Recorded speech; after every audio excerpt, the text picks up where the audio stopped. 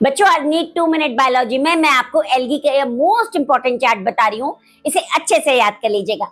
आपको सबको मालूम है, इसके नेम्स एक बार देख लेते हैं। सबसे पहले है हमारा classes, then common names, then major pigments, then बच्चों stored food, cell wall, flagella and habitat.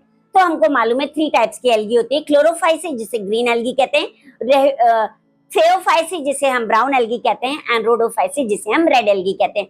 अगर इसके क्लोरोफिल की बात करूं तो ग्रीन एल्गी में ए और बी होता है, ब्राउन एल्गी में ए, सी और फ्यूकोजेंथीन होता है, और अगर मैं रेड एल्गी की बात करूं बच्चों तो ए, डी और आपका फाइकोइरिथ्रिन होता है। देन अच्छे बच्चों में स्टोर्ड फूड की बात करूं तो ग्रीन एल्गी में स्टार्च होता है, ब्राउन एल्गी में बेनिटॉल और लेमिनेरिन होता है, और रेड एल्गी में बच्चों फ्लोरिडिन स्टार्च होता है।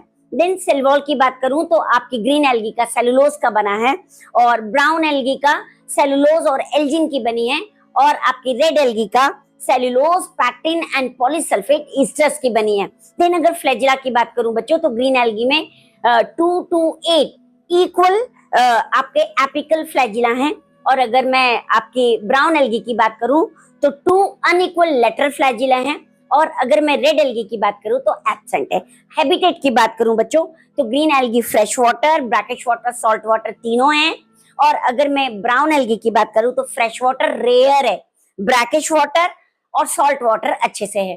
देन अगर मैं रेड एल्गी की बात करूं तो फ्रेश वाटर सम में है, देन बच्चों इसमें ब्रैकिश वाटर और सॉल्ट वाटर मोस्ट है। सो इस तरीके से आपको इसे याद करना है और रीड में फुल मार्क्स लेके आना है। Best of luck.